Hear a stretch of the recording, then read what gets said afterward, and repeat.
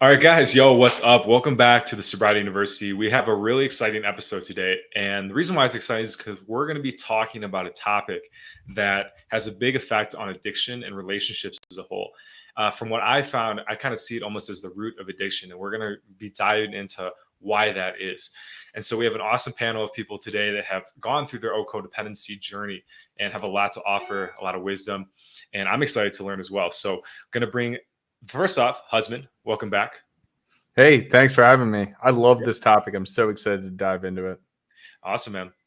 And then we have Irina from thriveonbalance.com. And welcome, Irina. It's the first time on this channel, so appreciate having you. Thank you so much, guys, for having me on this channel. Super excited to discuss codependency for sure. Yeah, guys, it's no joke. It can take lives and it can heal you too. So we're gonna just dive right in as we always do. No scooting around. So first question we have for the panel is, what is codependency? And I think we'll just go through. Alex, you can start, and we'll just go through our definitions of what we think it is. Sure. So I kind of view codependency as not being able to be oneself without another. So I talk a lot about the yin and yang of when you imagine the symbol, you've got the white and black intertwined, but there is a small black dot in the white and a small white dot in the black. And that's because we do have, characteristics that are shared between, male and female. But for me, and it doesn't necessarily even just have to be male and female, but what I see is that in relationships, we tend to try and do more to fill somebody else. So codependency is asking somebody else to fill the void that we have in ourselves. I like that. Irina. Yeah, absolutely. Of course, I also agree with the description that you, Alex, had given. In my opinion, what I would like to add, maybe just a little bit of a different verbalization. Codependency is something where somebody's self-worth constantly needs validation from external sources. So when we are requiring from our partner to validate our self-worth on a consistent basis, we're codependent and we're unable, like you said, we're unable to function alone. We may feel like we need to prove ourselves, sacrifice ourselves too much, completely neglect our own needs and feelings. This is where the complete lack of communication comes in. But essentially, yeah, it's kind of like a pouring, water into a bucket with a hole. Like there's no way you can ever feel your needs or feel fulfilled in codependent relationship, a codependent connection. Yeah, I like both of those. Definitely, the way I see it is looking outside yourself for fulfillment. And what's tough about that definition is, it's not just relationships. It's television, it's movies, it's food, it can be a whole host of things. And that's why it ties into addiction recovery, because it's when you understand that, hey, I'm looking outside myself to find something. What ways am I looking outside myself?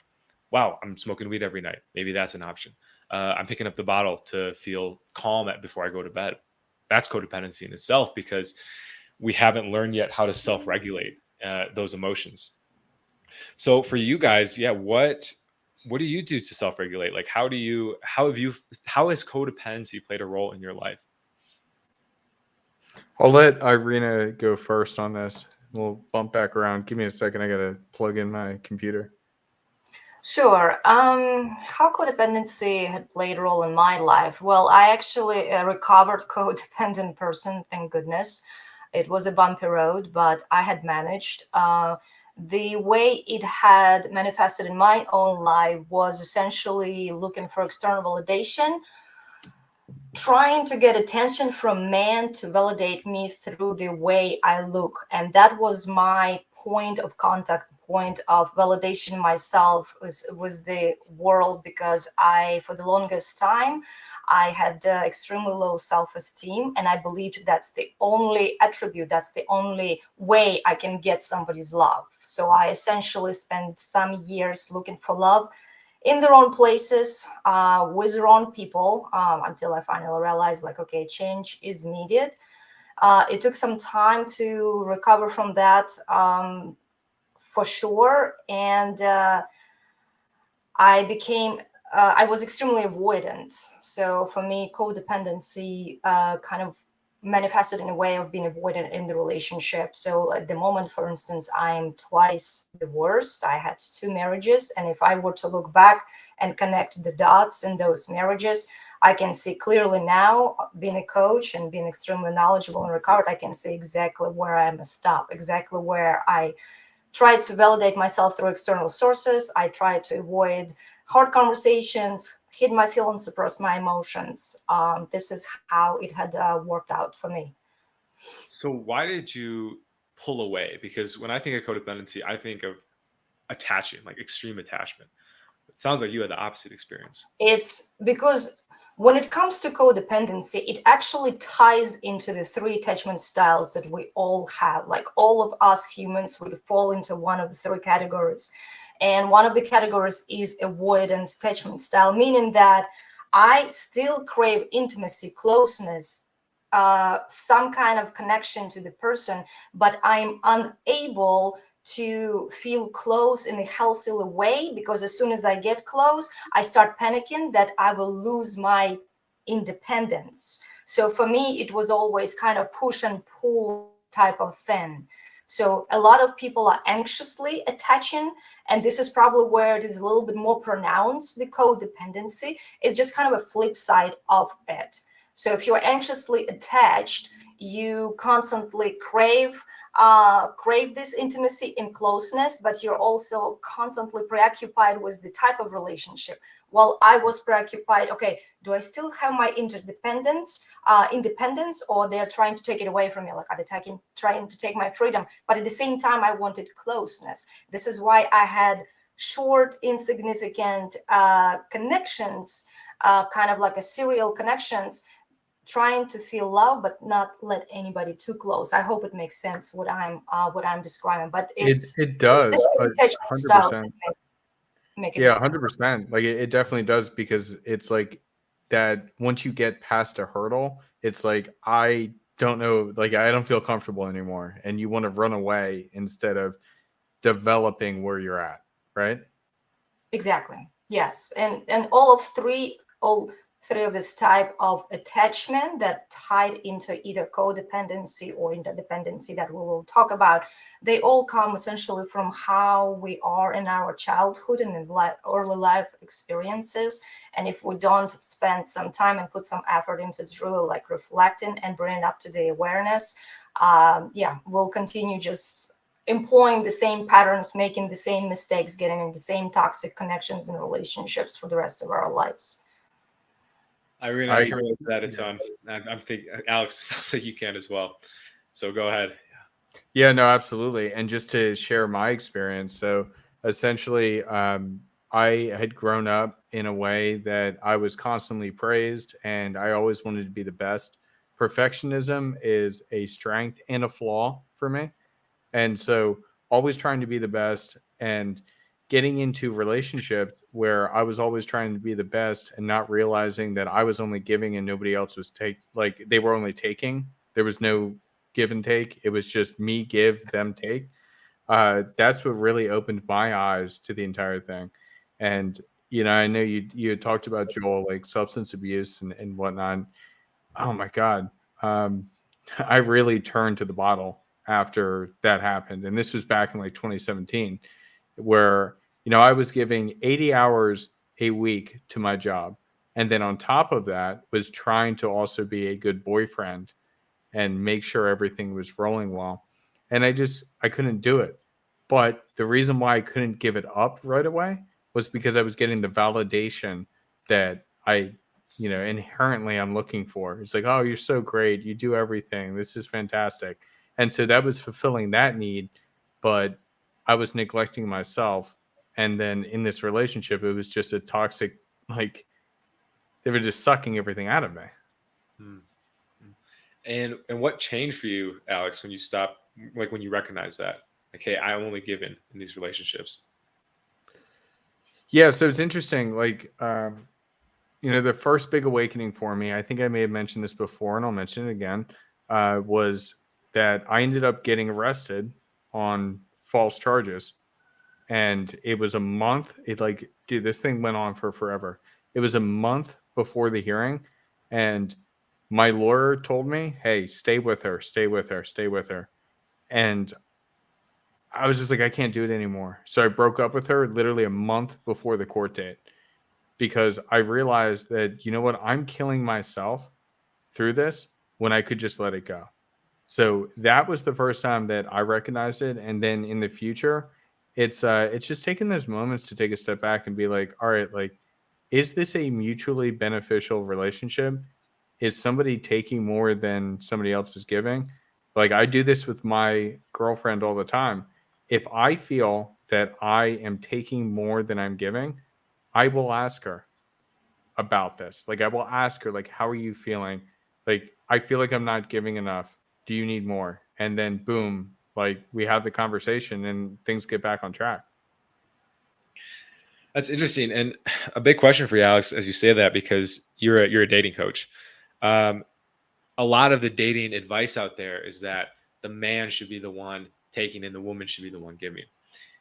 How did you, see through that and maybe Mm. see the myth in that? Because Yeah, no, it's interesting that you say that. And I don't necessarily agree with it. I think that both partners should be givers, but there's different ways that we give. mm, So I find that when we talk about, like, let's say for example, the what is it, the five love languages.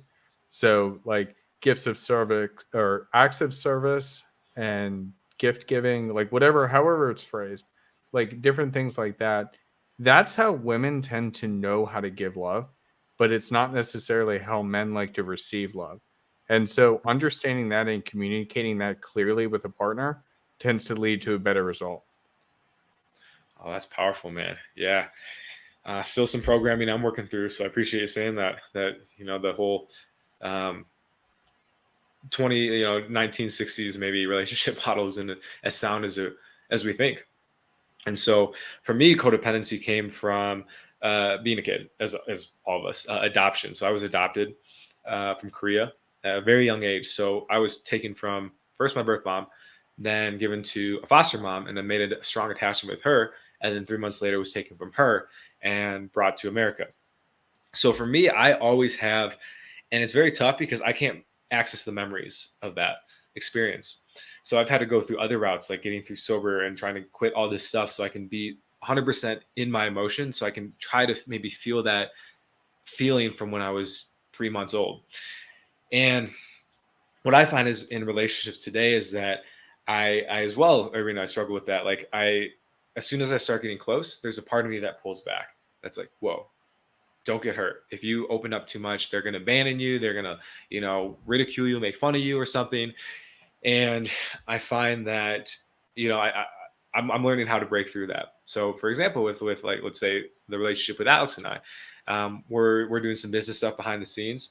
And there's been times where I've wanted to pull back. I've been like, yo, maybe I should just go do my own thing because that's what's comfortable. That's what's familiar. However, I know that if I can push through those uncomfortable situations and like you said, Alex, have that communication, then most of the issues and fear that I have gets resolved. And I realize, hey, I'm not going to get abandoned.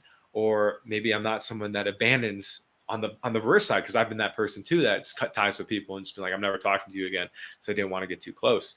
So I think that leads very well into this point Irina brought up, is interdependency. So Irina, can you explain a little bit about what that is? Oh, absolutely. Interdependency is essentially the state where our sense of selves is balanced, where and when we are supporting each other to essentially become our best versions of ourselves. Okay, this is where we can like just like you, Joel, mentioned, is like when you feel something's off and when you are aware that you have certain patterns, you go, hey, you know what, Alex, I feel like I want to pull back, but let me see, help me out to like come through it, right? Like just hold my hand, quote unquote, and just know that I'm experiencing this, but I'm working through it. So being able to communicate that to your partner, of course, you do need to have a certain secure base within your partnership, so you don't get humiliated, shamed, laughed at, of course. That goes without saying, hopefully. But yeah, essentially, interdependency is the ultimate goal. And this is where we don't necessarily impose our opinions, trying to change somebody, trying to give too much, but it's always kind of a balanced way. And if it feels off, then communication, clear, direct, open, honest communication needs to come in and balance it all out. Oh man, that's yeah. So how has interdependency played a role in your recovery then, in building those healthy relationships? Because that sounds nice. It does sound, it feels amazing. Do you know amazing how amazing it feels? It's like, hey, I need this. And then like I remember the first times when I actually started saying things, I would hear my words and was like, whoa, I just said that out loud. It's like, I've never done it before. Like it's pretty incredible experience, but I've made so mistakes. And just to give you an example, like the second time I was married, I had a facade. I've almost pretended to be somebody I'm not. Well, at least I've shown only one part of me to my husband at the time. And when I started working on myself, I started showing more, and he was like, who are you? It's like, it actually surprised him. But that's, jokes aside, it's toxic when you don't allow the person in, right? I've blocked him off from the part of me because I was afraid. I was afraid to be hurt. I was afraid to be abandoned. I was afraid that he will take my freedom somehow. There was a lot of fear. So the interdependency is something when you actually force yourself. Well, first of all, you recognize that you had been in denial and that your needs are important. And then you accept the fact that when you actually speak about your needs, that there is a chance you'll be rejected for speaking them out. But you have to make your peace with the fact that if you were to set clear boundaries about yourself, about what you want, about your vision, and you get rejected, that's okay. Because if you do get rejected by that particular person or by that particular experience, that means it's not yours. And it just gets you closer to something or someone that is yours. And it's baby steps. You essentially do it one connection after the connection. And it took me 2 marriages and quite a few connections, quite a few relationships, quite a few dates to actually get to the point where at the very beginning, I'm like, this is what I want. Okay. So let's either see if we're going in the same direction or not. We go in different direction. I wish you best of luck. And it's possible. I mean, I'm living, breathing proof of that. It is absolutely possible. Just take some time and reaching out to professional guidance. This is actually one of the reasons why I'm a life coach nowadays, is because having gone through everything I had gone through, I do have proper certifications and everything, but the life education and the wisdom I had actually gotten from making all those mistakes, messing up so many times, trying and trying again, gives me much more of wisdom to share with others and to guide them, from codependency to interdependency, to make sure that they are secure in their connection with themselves and with others as well. Oh Yeah, man, I love that. I want to say on that, kind of what you were saying is, with that codependency, they're essentially, they want what they want, and what you want doesn't matter, and that's why strong boundaries are so important. And it's interesting because I actually did not become a dating coach for a few additional years because of the person I was dating telling me not to do it, and she didn't like it. And then all of a sudden, hey, we broke Why? up. She just, I think she didn't like the idea of me. I don't know what it was. Hey, I was in a really toxic relationship. I'm sorry, and I was weak at the We've all time. been there. I'm just curious. Why? I Did you don't know. come? I honestly, No. I can't even explain it anymore because at this point, I blocked out a lot of the stuff from my memory. But yeah, she did not want me to fulfill my mission and didn't encourage me on the things that I wanted to do. And then in this new relationship that I fostered, essentially, I came out right from the start. It's like, look, this is what I'm doing, and this is what I've been doing. Either take it or leave it. And she was like, I love your passion. I'm all for it. And it's just been fantastic ever since. See, that's your person. That's the person that sees you as wholesome you, not somebody broken, somebody who needs some kind of opinion that's imposed on you or fixing or whatever. That's somebody who takes you now and sees, hey, how can I help you to get to even better version of yourself? That's the true goal in any kind of connection relationship. Absolutely. I And then think what I heard- another piece on that codependency that I want to mention, just while it's fresh in my head, Joel and I experienced this as we work together because we also come from codependent backgrounds. So, I'll message him and expect a response right away. I'm sure he probably feels the same. In this past relationship, it was one of those things where it was like, if you don't respond to my text within 10 minutes, oh, you have to be cheating on me. And I'm like, I'm at work. What are you talking about? So that type of codependency spiral that some people find themselves in, like, your life is your life. You're just living it alongside somebody else. That's the definition of the anxious attachment style. So those three styles that I was describing at the beginning is like when the person is like 10 minutes and there is all of the sudden all this preoccupation. It's like, okay, he's cheating, something bad has happened, the hypervigilance kicks in. That's the anxious attachment style. And I find too, like, go ahead, Go Epps. ahead. Go ahead. Oh, I was just going to ask, and I believe is it anxious avoidant is the last one? So there is anxious, there is avoidant, and there is secure. Okay. Anxious style is what we just described, somebody who is constantly, so anxious, you're constantly suspecting that your partner is doing something and you're preoccupied with the relationship. So you're never at peace. Essentially, you're always tense unless your partner is right in front of you, physically present, and is giving you attention. Avoidant is kind of like what we chatted with Joel about. It's like you get closer, you want to be close, but you're scared because you're scared that somebody's either going to abandon you or hurt you or something else is going to happen, and then you push even though you want to be close.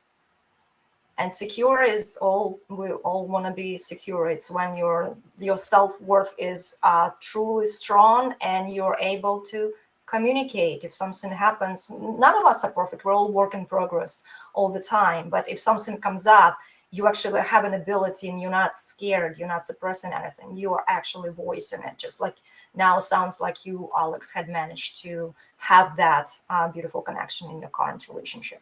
Oh, I'm still not perfect at it. I'll say that. Nobody is. There's no such thing. I don't even know why we have this word existing. There's no such thing as perfect. I think a really important part too, guys, is that you can oscillate between the different ones. Some people I'm more secure. Some people I'm more anxious. Some people I'm more avoidant. Sometimes it's all between. And this is just learning about yourself more and kind of where you fall in. And I think each relationship for me is a lesson, because I find that, okay, if I'm acting this way around this person, I recognize, okay, I'm actually anxious. I'm acting anxious around this person. Why is that? And I can go back and I can trace the memories of the person, or, the initial relationship that started that. Oftentimes it's a remembrance of my folks and how they behaved. So, we oftentimes it's said you attract people that are like your parents. And I find that to be so true. The more secure I get, the more I see that that's not always the case. And it's still, it's absolutely a work in progress for me. And I really like a point too that you said, that sometimes what you say is going to be rejected.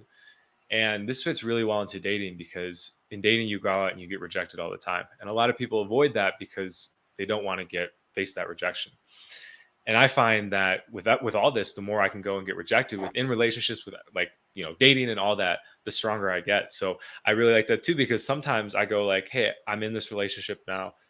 Things are going well. I shouldn't have to face rejection again. Like, I put all this work in to have this relationship be successful. And then when that rejection comes up, it's like, ooh, like, what's that about? And so that's always a good key. And Irina, I can just sense you have a thought. I was just gonna say, it's rejection is something that it's part of life. Like it's everywhere. We just don't notice. It's for whatever reason the rejection when it comes to connecting or looking for a romantic partner. This is where it kind of hurts the strongest and the worst for some reason. But essentially, rejection, is everywhere. Like, I've got 2 kids. I go, hey guys, you want to watch a movie together? I really want to spend time with you. They go, no, I don't feel like it. I just got rejected. right? Okay. So it's a different type of rejection, but essentially somebody does not want to do what I want to do with me, right? I just got rejected, and it happens. We just don't notice it as much, but essentially every time it happens, tune in. It's like, okay, what do I feel? Do I feel like I want to get angry? Do I want to smack somebody? It's like, if you feel any kind of strong negatively perceived emotion, it's an indication that you need probably to kind of bring it to the surface, to the awareness, and explore it a little bit. It's like, why do I feel that way? It's not the end of the world. It happens. We're not robots. We're full of emotional fluctuations on a daily basis. Sometimes I feel like a robot, not gonna lie, but yeah, you're right. Even the robots have feelings. And so I like, that's a good segue, Irina, to the next, like how to overcome this, how to overcome codependency. I'm going to touch on this first because something came to mind when you guys were chatting. And for me, the biggest thing has been ownership. So owning my part of every situation, every toxic relationship I'm in, every narcissistic relationship. Like there's a reason I attracted that into my life. Usually it's because it's a reflection of a part of me. So if I'm with someone narcissistic, it's because my narcissism has come out and wanted to be a part of whatever that was. So that's because, and again, like a big mistake I made was like, okay, I'm gonna look to other people for the answer as well. Like, and you want to do that to a degree, but I'm like, I'm gonna find the answers from X, Y, or Z person. And I became codependent on therapists, on gurus, on people on the internet to find those answers. When all along, like I'm sitting with it. Answers are within. That's great what you said, because it makes perfect. Oh, see, I just used perfect. It makes great sense. Scratch that. I didn't say that.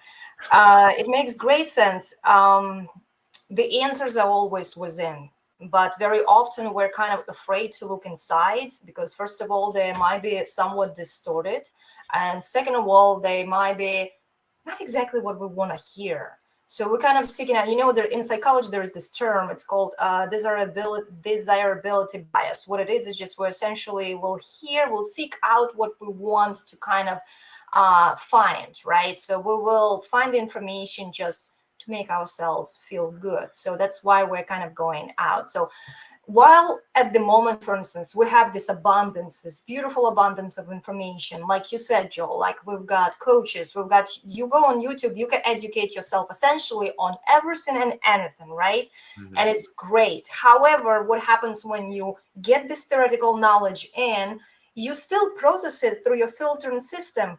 And if your filtering system is not tuned up, to the best ability, you will still pick and choose kind of thing. So then my advice, and in this is not just my advice because I'm a coach, life coach now, but it also in my own personal experience, I finally reached out for professional help, but I worked with various people, somebody who was able to give me like practical steps guidance, because I know I've tried to fix it myself by educating myself. I'm a great learner. I learn fast, but I've consumed a great amount of knowledge just to realize that I still don't know what to do with it. You know why? Because nobody's holding me accountable. You need somebody who actually holds you accountable. So if you reach out to a coach and the coach goes, you have these tasks to do between this session and this session, and you better get them done because I'm going to call you every day to make sure you get them done. And this is what brings you this consistency and accountability. Working with a professional coach, this is what will give you essentially the result, and it will come through you basically developing fresh new neural path in your brain, in your mind, right? Because the patterns that repeat themselves, it's essentially the same. It's the path that we had created over years. But to break away from them, like you need this consistency and you need the accountability on top of it. So acquiring the knowledge from the media or books or podcasts or whatever is great start, but it is not enough. It's been actually proven that it takes only about 6 months. If you were to read a book and you get excited about it and you don't do anything in practice with it, in about 6 months, all of that will fade away. Yeah. They call it mental masturbation in the space where you just That's a good consume one. info and you just get high off it. And yeah, I'm not gonna lie, I was a part of that too for a long time, and it's very Yeah, seductive, very me too. seductive. So I think a really important thing too is like, yeah, get that accountability. Like you said, at the beginning, right? It can be very helpful to have someone be able to walk you through those initial steps.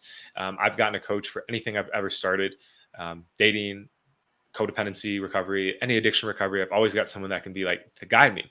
Now, I think an important part too is that and this is just for me, I look for a coach that's going to help me get independent. That's not going to want to just hold my hand until the day I die.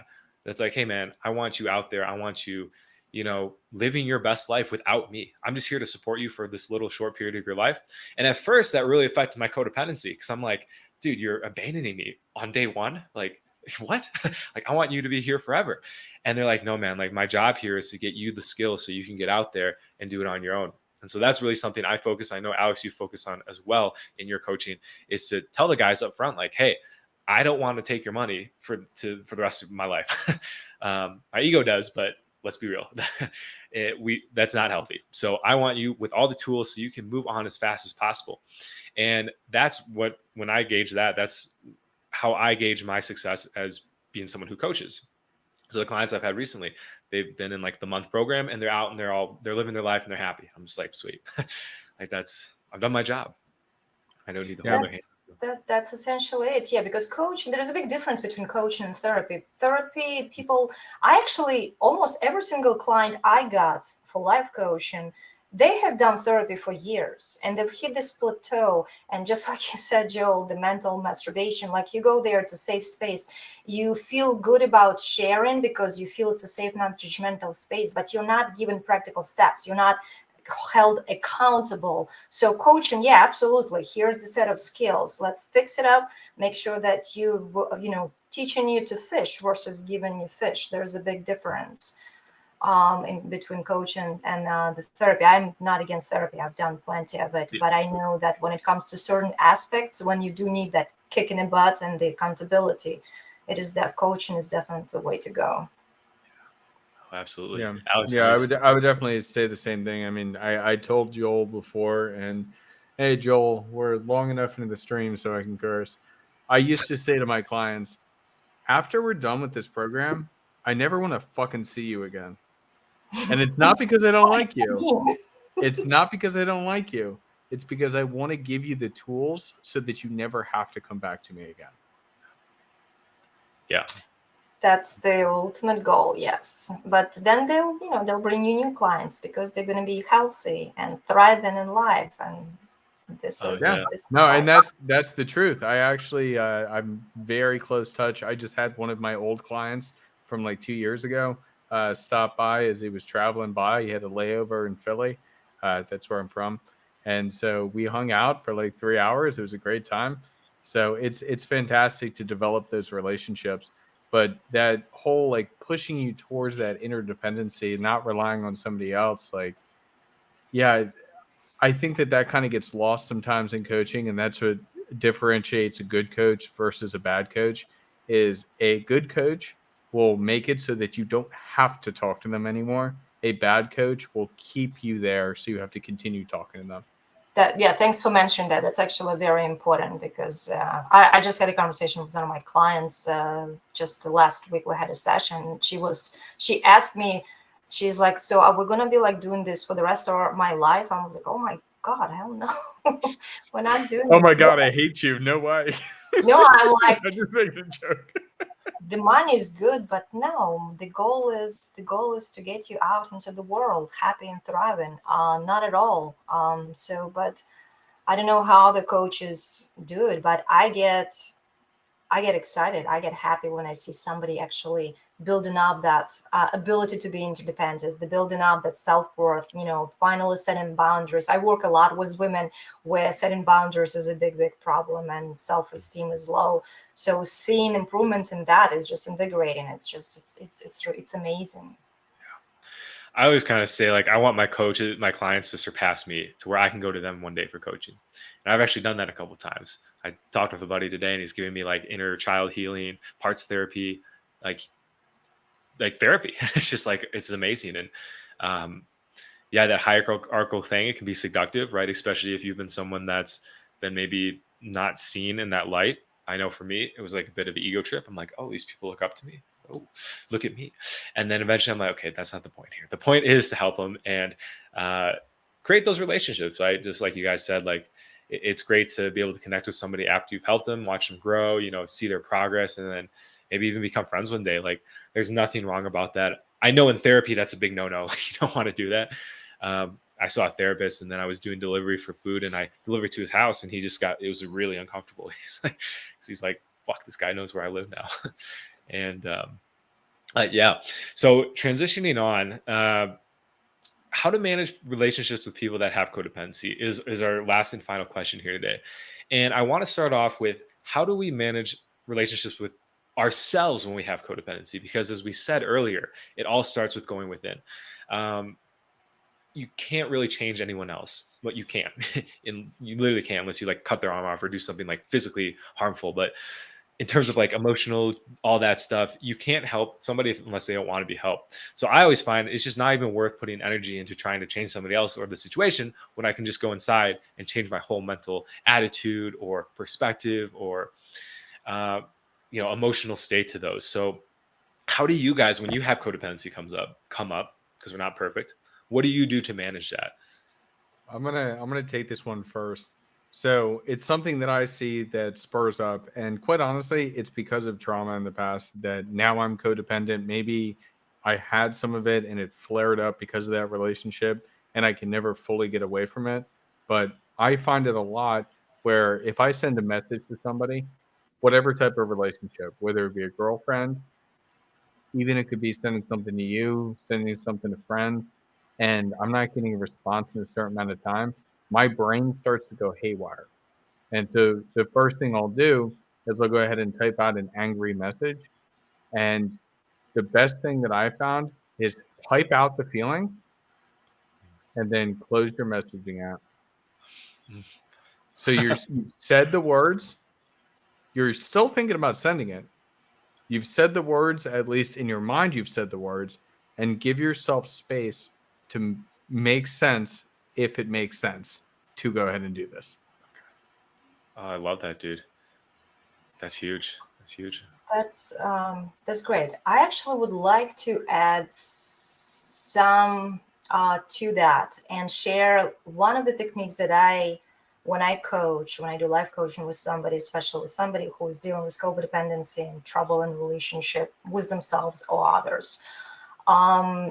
One of the things that I'm certified is it's called positive intelligence, and the technique that is used, remember when I mentioned that we need to create fresh new neural paths in our brains in order to act, feel differently from what it had been before, from our old patterns. So there's a way to do it. And when I coach, I teach that we have these two parts of the brain, right? We have the survival brain, something that we kind of evolved with, right? It's something that we had to use when we were chased by tigers and bears. We're not chased by bears or tigers anymore.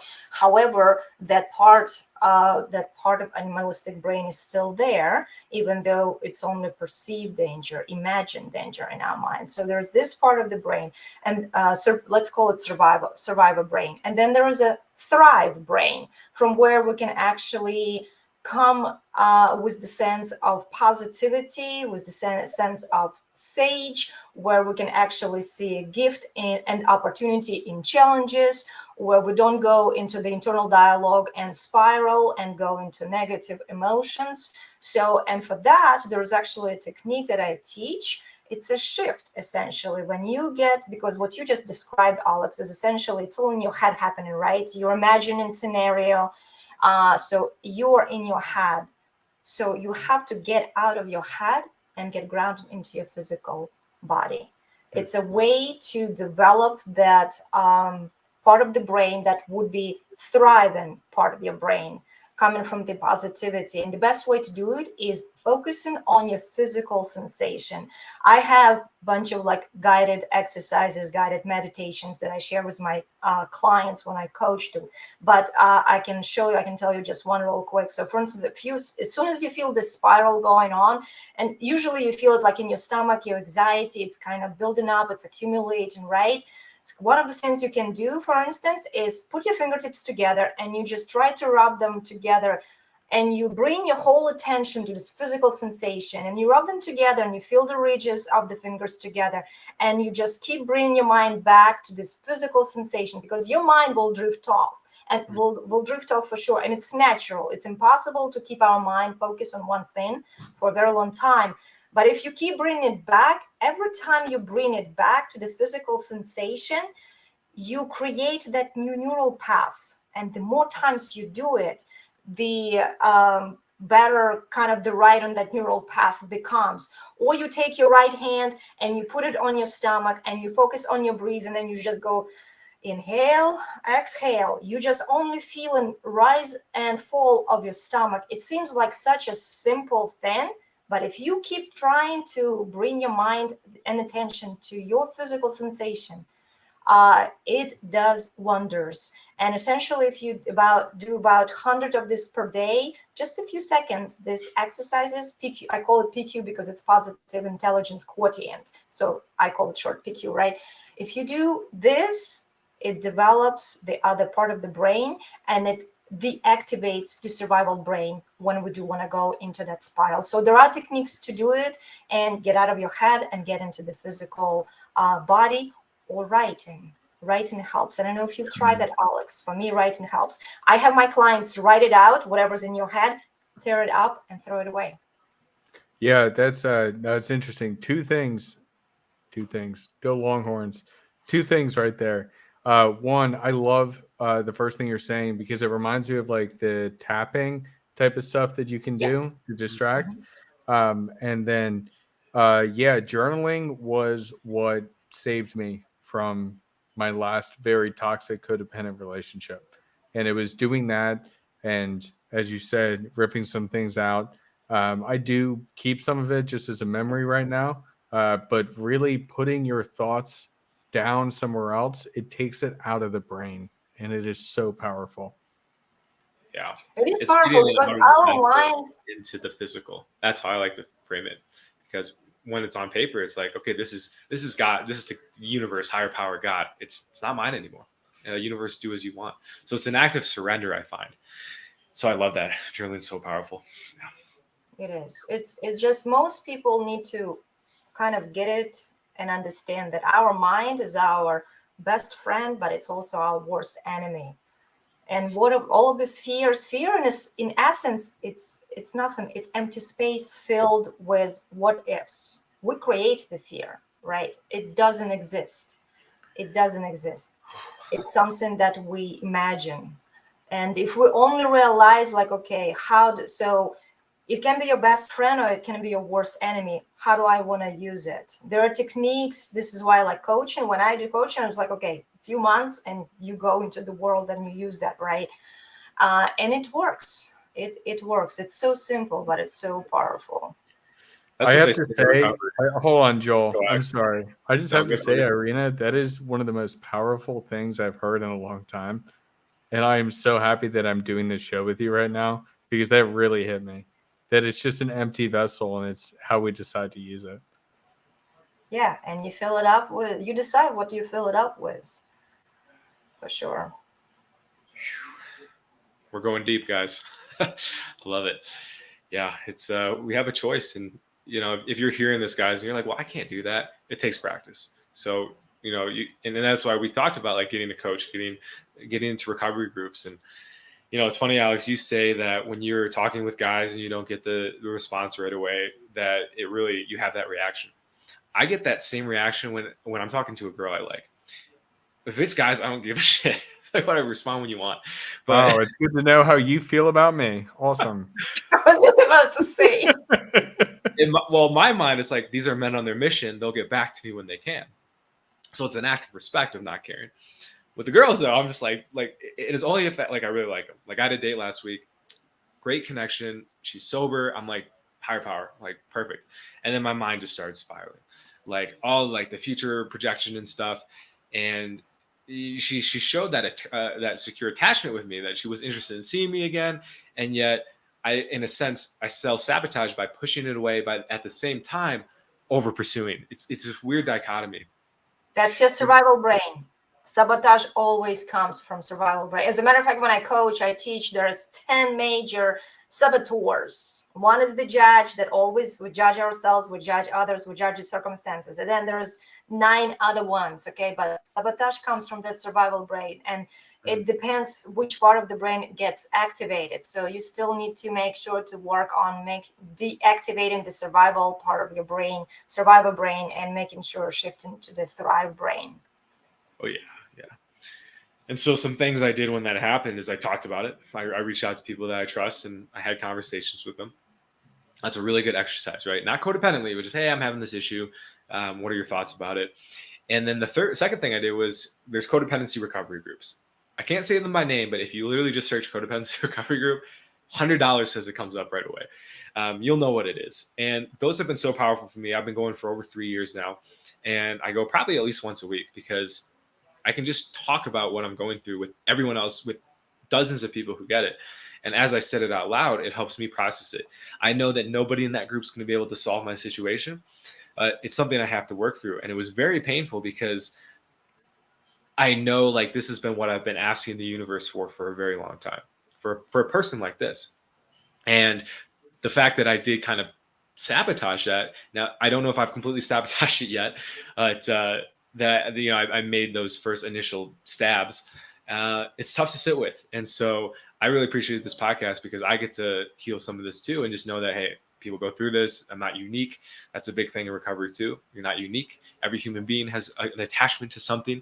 It'd be honestly weird. I think the only ones that don't are psychopaths, but they have an attachment to killing. So technically they are codependent to something. Every living being on this planet is codependent to something. So it'll never be completely healed. Irina, I sense again.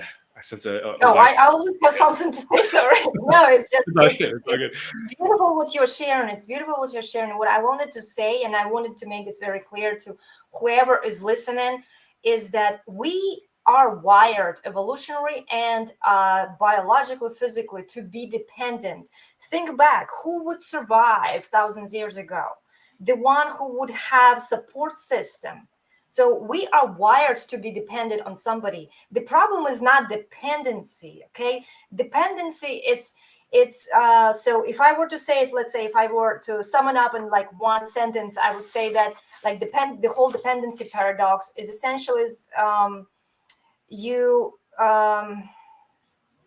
if you want to take, for instance, the road towards finding happiness, fulfillment, independence, then you need to find first you find the person that wants to travel this road with you, and then you travel together. Finding your tribe. So this is your secure base, right? But we are dependent, and it's a beautiful thing. It becomes less beautiful and more toxic when it switches to codependency, and this is where this intricacies start playing, you know, a bigger role.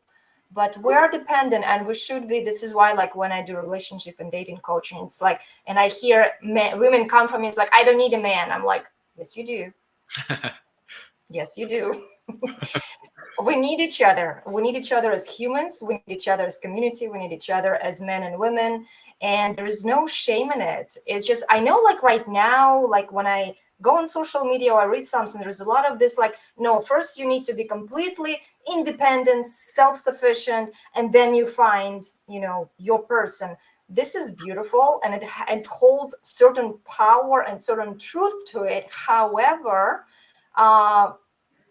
my suggestion, my way is you communicate the fact that you're imperfect, you're work in progress, you did this and you had these patterns, but you're right now figuring out how to make the relationship as healthy as possible, okay? And you invited the person into your space, into your emotional, physical, energetic space that is willing to do the same.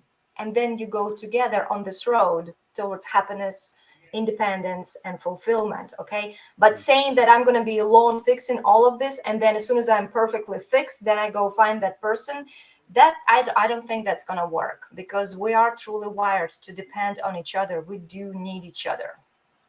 I 100% agree with you, to be honest. That's kind of how the discussions with my girlfriend have been, is like, look, this is who I am. This is what I'm doing. These are my problems. Are you along for the ride? Because I'm along for your ride. And then we do it together. Yeah, and it just means that you will attract the person with the same drive to make yourself a better version. And the goal in any relationship is for you to be a better version of yourself a year from now, and also simultaneously be a stronger unit together. Because believe it or not, there've been studies done, when we get together in a relationship with somebody, we don't just depend on each other, we actually form a physiological unit. Like, there've been studies done, they measured blood pressure, heart rate, and everything, and we really truly make this physical unit together. We depend on each other physically. And it's also been proven, that's for you guys, that if you're partnered up, you live longer, happier, healthier life. If with the right girl. Caveat. Actually, you know what the funny thing is, that they've done at least the studies I had read, is that for a man it's important to be partnered up regardless of the quality. But for a woman, it's the ability to have close female friendships and good marriage that helps our longevity. I've heard that too. That's a great point, because, like, I don't know if you've ever heard if you've seen two women together, they're almost more like they're just in each other's energy. Like, that's what I've heard from women, is they just want to be with a woman that can understand exactly what they're feeling. They don't need to answer. Guys, we're very logical, so we need somebody that can be like, "Yo, man, here's the answer right now." We're different, and we can complement each other. That's like, it's like, I always say, it's like, imagine it's like unwrapping the candy. Like, you don't know what kind of candy is going to be there. You're unwrapping it and you're getting to know this person. But if you're willing to do it, in reciprocity and getting to know each other, it's a beautiful thing. You complement each other. Like, it doesn't get better than that. Instead of going, it's like, no, it's his fault. No, it's her fault. I don't need a man. I don't need a woman. Yeah. That's not true. We all need each other. Oh man, guys, this is beautiful, and I could talk about this for all day. However, we are going to be wrapping up here. So first off, I want to say, thank you to you two for coming on. This was a very great discussion, and this is practicing my attachment wounds by saying goodbye, because I have struggles saying goodbye. If anyone's been in a relationship with me, dude, this guy sucks. We were on the phone for 3 hours last week, and he completely ruined my entire workday because I just was chit chatting with him. So he's not lying. It probably was going pretty well if you were staying there for 3 hours. We like each other. What can I say? It's called the Midwest goodbye. If you've ever been in the Midwest, people just, they'll be like, "Hey, great to see you. Tell the kids I said hello. By the way, how's?" And then 2 hours later, "Oh, it was great to see you." Oh man, so we're practicing that today. Guys, if you do want any help on this, I know this is tough stuff. This is deep stuff. It can be triggering to even think about it. You have 3 people here that are going to be happy to help you and heal that for yourself. Either we work with you directly, or we guide you in the place where you need to go, because we've all been there and it sucks. And the beauty and freedom of it is, like I said earlier in the community, is worth more than money could buy. Like, I am so content with, if I'm never a bazillionaire, who cares? Because I have peace when I go to bed at night. Like, you can't buy that. So speaking of community, we did just launch the Sobriety University community. And this is a place where you can come, you can learn, you can work on your addictions, connect with other people that are either going through it or have gone through it. We have a great community. It's just fantastic so far. We have a lot of people that are on the path. Yeah, of the engagement is pretty high. It's weird. And Alex, I just want to say thank you for helping. He was an integral part in creating that, and I couldn't have done it by myself. So, kind of coming full circle, like you need people, like Irina has been saying, and at the same time, you need to know how to have that space to yourself. So, if you guys do want access to that, you can download. You can go to the website which Alex created. It's a beautiful website. It's only $10 a month to join, so very affordable. I know when you're in addiction, sometimes money isn't the most lucrative, so we wanted to make sure that anybody can join and has access to it.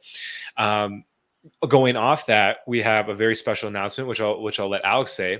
But before we go to Alex, Irina, You shared with me that if anybody from this community wants a free coaching session with you, it's available. Yes, I would love, absolutely. If anybody on my website on thriveonbalance.com, you can book a call with me as long as you mention that you are coming, you've seen me on Sobriety University.